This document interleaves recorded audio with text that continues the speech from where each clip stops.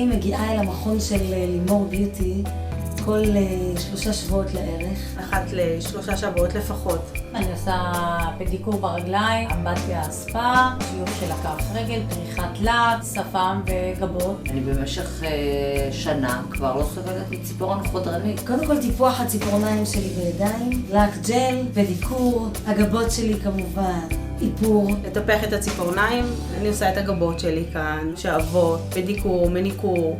הבאתי את הבת המהממת שלי לכאן, היא גם עושה כאן גבות ושעבות. תמיד יש אפשרויות לקנות פה מתנות לחברות, יש תיקים, יש תכשיטים. משתמשת בתכשירים מאוד סטרילים, מקפידה מאוד על הקטע הסטרילי. אני מאוד מאוד סומכת על לימור, נתתי את האפיים שלי תחת חסותה. הכיף אחר כך לקום בבוקר, לצחצח שיניים, לשלוף פנים ואת מאופרת, טיפה רימל ויוצאת לעבודה. ממש ממש כיף. באתי לכאן כשהגבות שלי ממש דקות ולא היה לי בהן כמעט שערות.